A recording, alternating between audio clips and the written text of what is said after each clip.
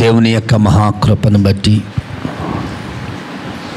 మీతో కలిసి ఆయన స్తుతించటానికి దేవుడు ఏర్పాటు చేసిన సుదినంగా ఎంచి ఈ ప్రశస్తమైన సమయాన ప్రభువులో అందరము పరవశించటానికి నడిపించిన విధానము చాలా గొప్పది, శ్రేష్టమైనది. దేవుడు మిమ్మల్ని అందరినీ తీసుకొచ్చాడు. సముఖపు రొట్టెల బల్ల ఆయన మనకు ఎందుకు ఇచ్చాడు అంటే, సజీవులకు ఈ బల్ల యొద్దకు రావటానికి దేవుడు అవకాశం ఇచ్చాడు. సజీవులకు మాత్రమే బల్ల. చదవండి ఒకరు. సన్నిధి రొట్టెలు ఉంచు ఒక్కొక్క బల్లకు కావలసినంత బంగారాన్ని, వెండి బల్లలకు కావలసినంత వెండిని అతనికి అప్పగించను అని వ్రాయబడ్డది. క్రీస్తునందు ప్రియులారా, సముఖ రొట్టెల బల్ల చాలా ప్రశస్త. ఇది సజీవులు ఉండే బల్ల, సజీవులు భుజించే బల్ల, సజీవుల కొరకు ఏర్పరిచిన బల్ల. ఈ బల్ల దగ్గరికి వచ్చి వారందరూ కూడా సజీవులే అని వాక్యం చెప్పింది. ఎందుకు సజీవులు? మరణించవలసిన మనము 5 దినాలు కూడా దేవునికి మంచిగానే కనిపించాయి. ఈ 5 రోజులు కూడా దేవుని దృష్టికి చెడ్డది అనే సమయం కానీ, చెడ్డది అనే రాత్రి కానీ, చెడ్డది అనే పగలు కానీ, దుర్ముహూర్తం అనేది కానీ దేవునికి కనబడలే. వీటన్నిటినీ మనము ఏం చేస్తున్నామంటే ఏర్పాటు చేసుకున్నాము. ఏం చేస్తామండి? ఏర్పాటు చేసుకున్నాము. దేవుని దృష్టికి సమస్తము మంచిదే. దేవుడు 6వ దినాన్ని మానవుడికి ఆశీర్వాదము మన కొరకే. సూర్యుడు ఉన్నాడు అంటే సూర్యుడు ఆశీర్వాదమే. సూర్యుడు ఎవరి కొరకు? మన కొరకు. చంద్రుడు ఉన్నాడు అంటే చంద్రుడు ఆశీర్వాదమే. చంద్రుడు ఎవరి కొరకు? మన కొరకు. ఎంటి ఆశీర్వాదకరమైనవన్నీ దేవుడిచ్చి, ఇప్పుడు 6వ దినాన్న దేవుడు ఏం చేస్తున్నాడు? మనిషి నరుడు కలుగునుగాక అనగానే నరుడు కలగడా? చెప్పలేదు మీరు? సూర్యుడు కలుగునుగాక అంటే సూర్యుడు వచ్చాడు లేదా? చెప్పాల వెనకాల అన్నవాళ్ళు. వచ్చాడా లేదా? వచ్చాడు. భూమి నీరు వేరైపోవునుగాక అనగానే 2.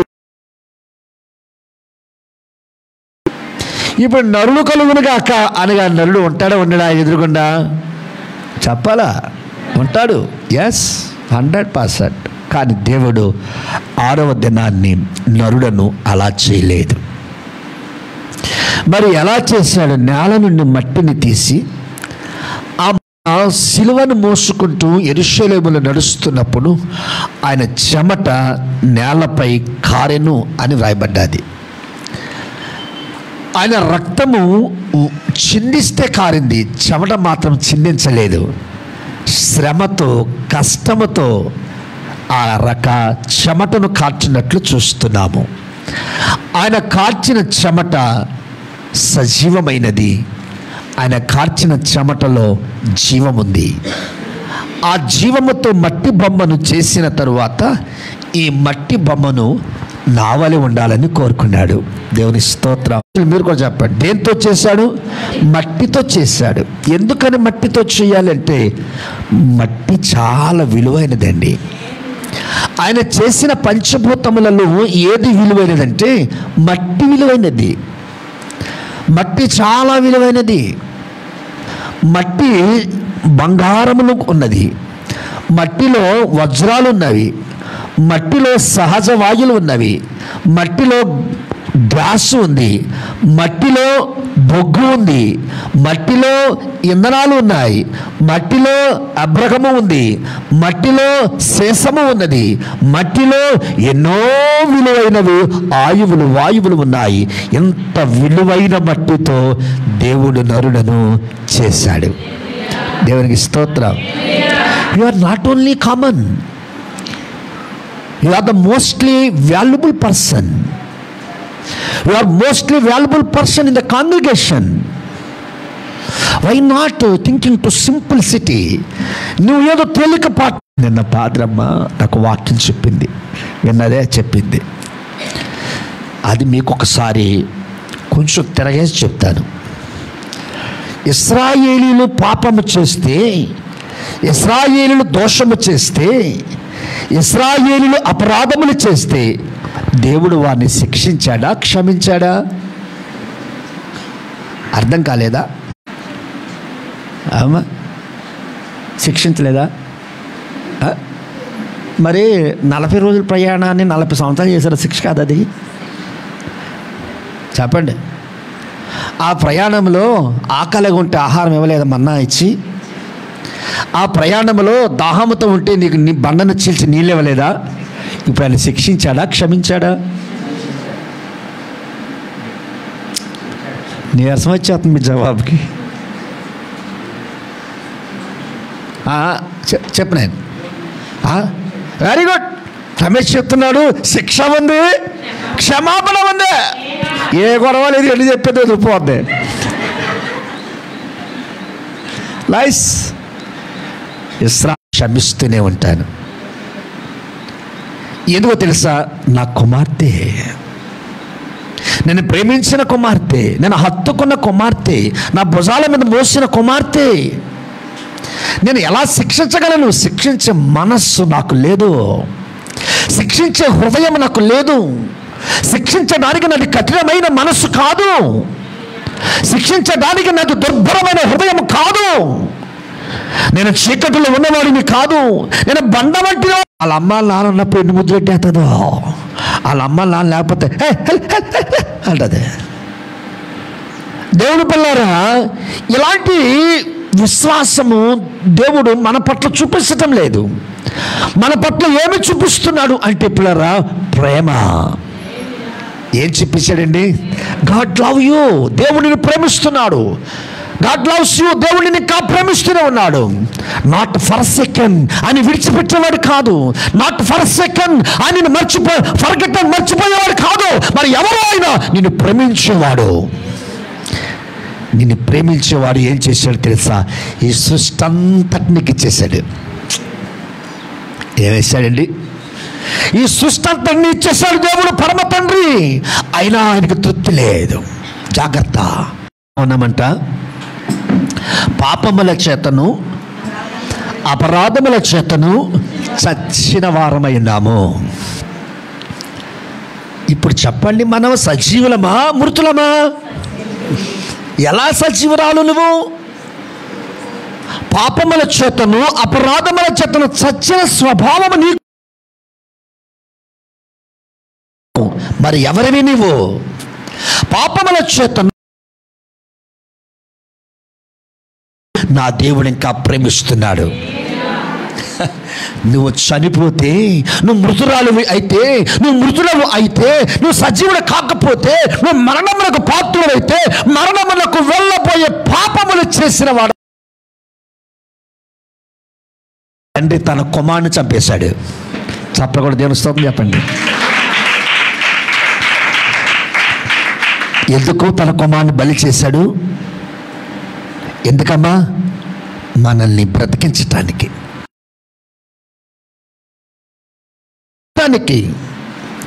తన కుమారుని బలి చేసేసాడు. అంత ప్రేమించాడు దేవుడి నిన్ను. అయిపోయింది. 430 సంవత్సరాలు ఐగుప్తు యొక్క కులిమిలో కాలిపోయారు.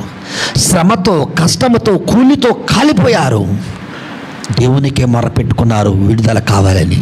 వారి కన్నీటిని చూసిన దేవుడు ఇశ్రాయేలీలకు ఆర్తనాదాలు విన్న దేవుడు, ఇశ్రాయేలీలకు ఘోష విన్న దేవుడు వారిని విడిపించాలని మోషేని పంపించాడు. మోషే, నువ్వు వారికి దైవజనుడవు, నువ్వు వారికి నాయకుడవు. వారిని విడిపించి అబ్రహాముకు, ఇస్సాకుకు, యాకోబుకు ఇచ్చిన వాగ్దానమును నెరవేర్చటానికి వాగ్దాన భూమిలోకి వారిని తీసుకురా. దేవునికి స్తోత్రం.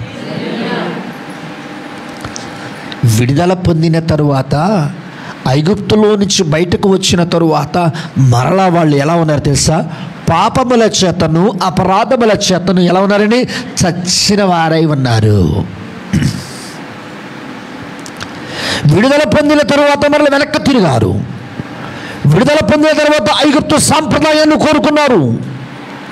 విడుదల పొందిన తర్వాత ఐగుప్తు యొక్క ఆచారాన్ని కోరుకున్నారు వాళ్ళు. అయ్యో, 430 సంవత్సరాలు మా పెద్దల కాలం నుంచి నలగగొట్టబడి, ఫరో చేత తిట్లు తిని, దెబ్బలు తిని, గాయపరచబడి ఇక్కడ మన జీవితం నాశనమైపోతే వాగ్దాన భూమిలోనికి చేర్చటానికి మోషేని పంపించి విడిపించి తీసుకొచ్చాడు అని చెప్పి కృతజ్ఞత లేని చేతను అపరాధముల చేతను ఎలా ఉన్నారంటే చచ్చిన వారై ఉన్నారు. మరలా దేవుడు వారిని క్షమించి బ్రతికించటానికి, వారిని సజీవులుగా చేయటానికి, వారిని సజీవమైన దేశంలోకి నడిపించటానికి మరలా ఎర్ర సముద్రమును అడ్డెట్టాడు దేవుడు. ఆమేన్. ఎర్ర సముద్రాన్ని అడ్డెడితే ఎర్ర సముద్రంలోని ఎడమ చేతి పక్కన ఉన్న పాయ, కుడి చేతిలో ఉన్న పక్కన ఉన్న పాయ గోడల్లా నిలిచిపోయాయి అంటండి.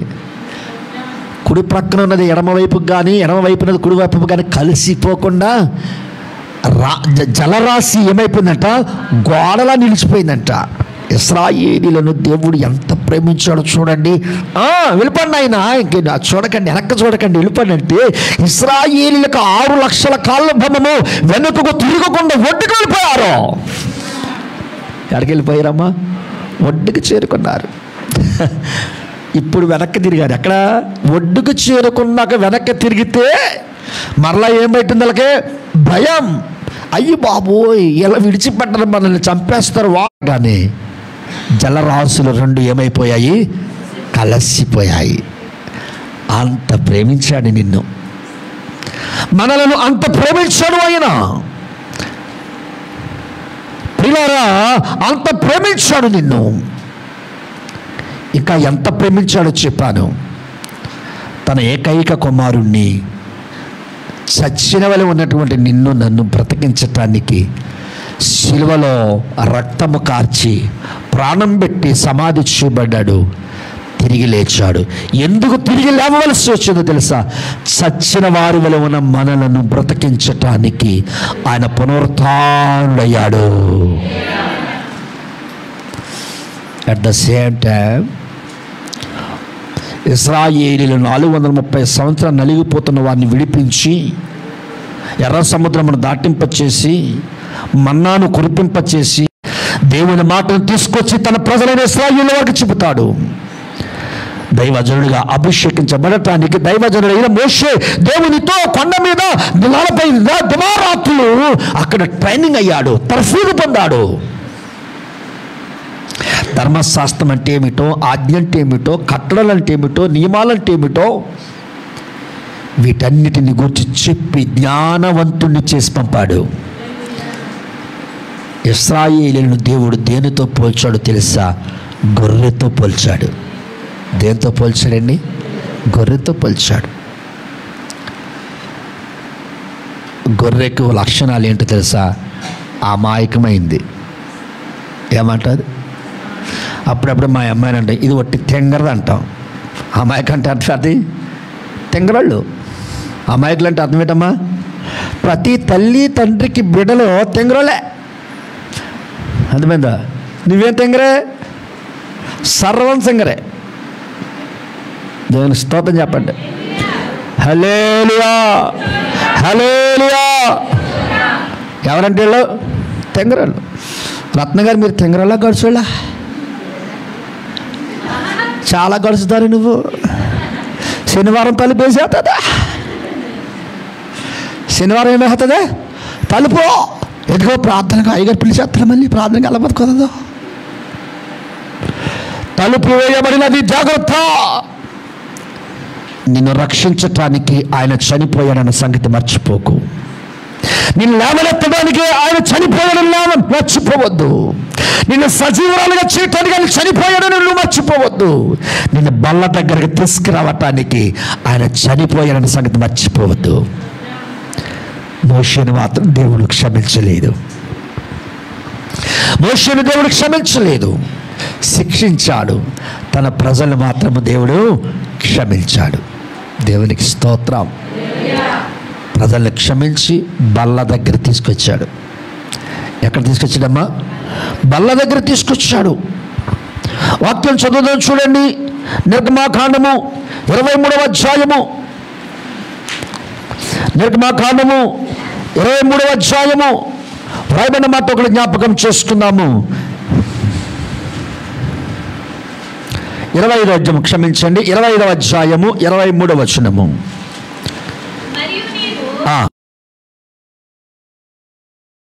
బల్ల చేయవలెను, దాని పొడుగు ఎంత ఉంది, దాని వెడల్పు ఎంత ఉంది, దాని ఎత్తు ఎంత ఉంది.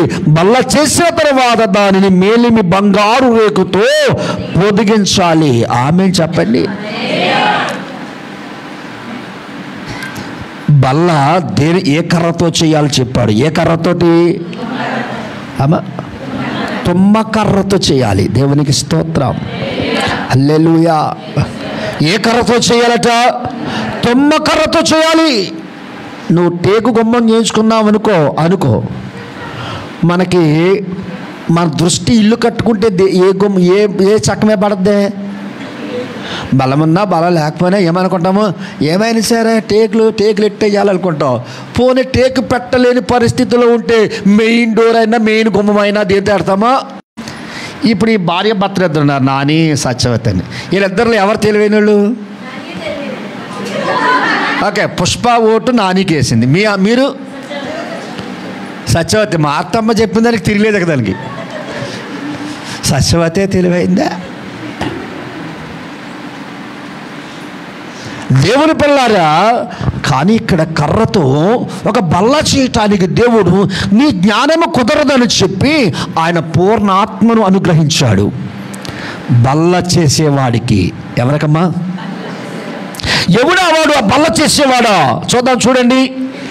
నిర్గమాకాండము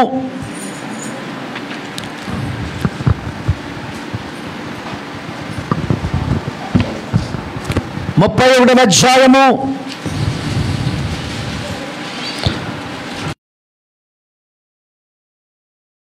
యెహోవా మోషేతో ఇట్లన్నాడు, చూడు నైనా, యోధా గోత్రములో హూరు మనముడను ఊరు కుమారుడైన బెసలేలు పేరు గల వానిని పిలిచి తిని. దేవునికి స్తోత్రములు చెప్పండి. హల్లెలూయా, హల్లెలూయా. ఎవరిని పిలిచాడంటండి? మీరు చెప్తాలే. బెసలేన్ అనే వాడిని పిలిచాడు. ఎవరిని పిలిచాడమ్మా? ఏర్పాటు చేశాడు. ఈ బెసలేనుకుని ఎలాగ ఏర్పాటు చేశాడు? 5వ వచనంలో ఆఖరు మాట చదువు తల్లి. 6వ వచనంలోకి వెళ్ళకుండా సమస్తమైన పనుల నేర్పును బెసలేలుకు కలుగునట్లు బెసలేలుకు దేవుని ఆత్మపూర్ణినిగా చేశాడు. దేవునికి స్తోత్రం. బల్ల చేయటానికి అతని జ్ఞానమును ప్రక్కన పెట్టి దేవుని ఆత్మ అతనికిస్తే ఆ ఆత్మ జ్ఞానముతో బల్ల చేశాడట. ఆ బల్ల చేసినప్పుడు అంటే ఆ బల్ల 12 గోత్రాలలో ఉన్నటువంటి కన్యకలందరూ కొంతని అభిషేకిస్తే ఆ అభిషేకించబడిన వారు రొట్టెలు చేయాలంట. ఆమెను చెప్పండి. మీరు ఇంటికి వెళ్ళి చదవండి, ఇప్పుడు కాదు. నన్ను చూడండి, బైబిల్ వైపు కాదు. అక్కడ ఏముండదో ఇంటికెలా చదివితే ఉంటుంది. ఇప్పుడు చదివితే దొరకదు మీకు. అది కంగారుకి వెళ్ళిపోతావు. ఎక్కడుంది 3వ వచనం, 4వ వచనం, 5వ వచనం, 11, 20, 22 అబ్బాయి కనపడలేదు అంటావు. కనపడదు నీకు. ఇప్పుడు బైబిల్ చదివేటప్పుడు మనసు కుదుటపరుచుకొని నెమ్మది పరుచుకొని. మా రూబీ బైబిల్ చదివితే ఎలా తెలుసా?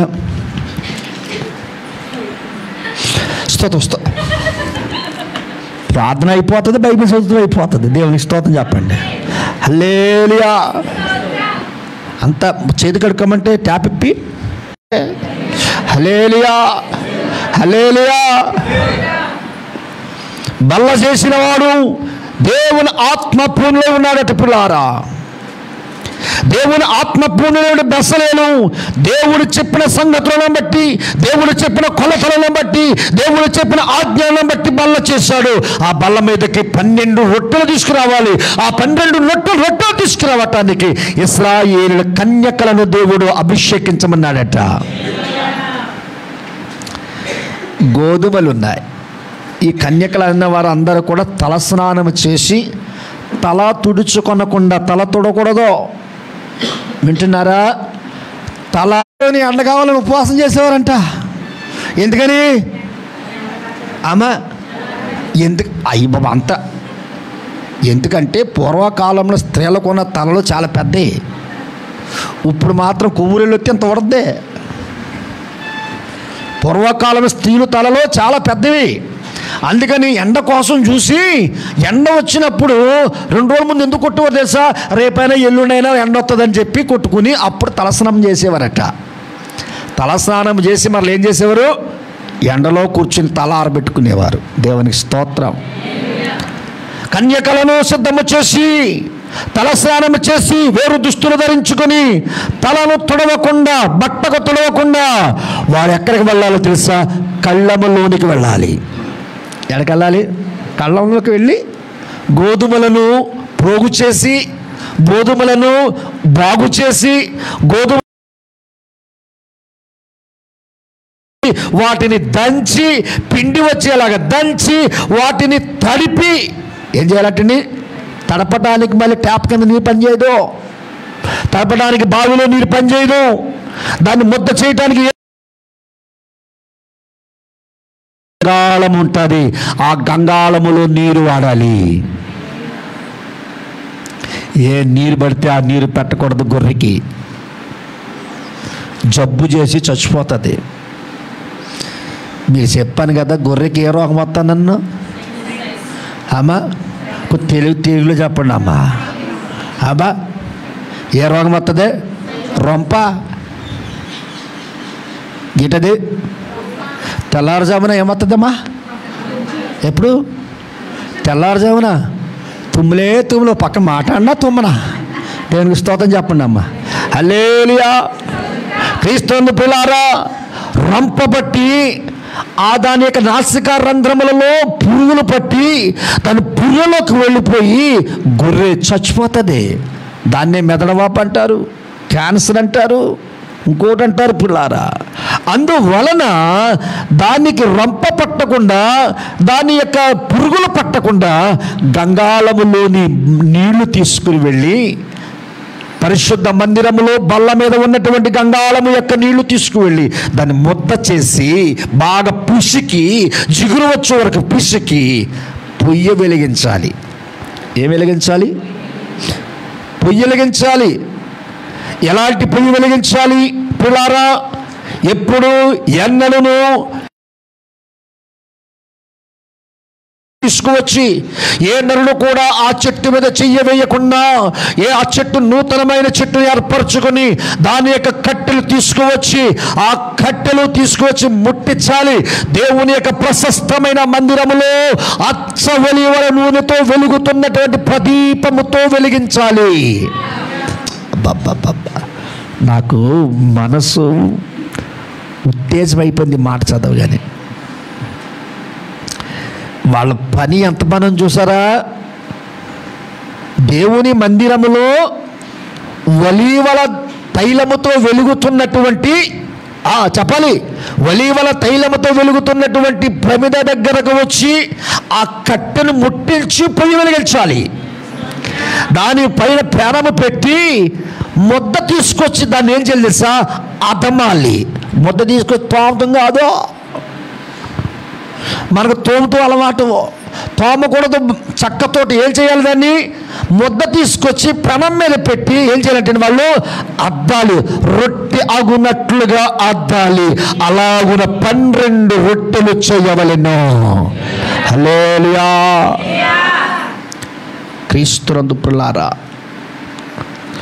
ఆ రొట్టెలు తీసుకొచ్చినప్పుడు యాజకుడు ఎఫోదు ధరించి, అంగీను ధరించి బలిపీఠము దగ్గరకు వెళ్ళి బలి అర్పించి దేవుని యొక్క పరిశుద్ధ స్థలమునకు వస్తే, ఇశ్రాయేలుల బల్ల దగ్గరకు వచ్చినప్పుడు వారికి విరిచి వడ్డించాడు.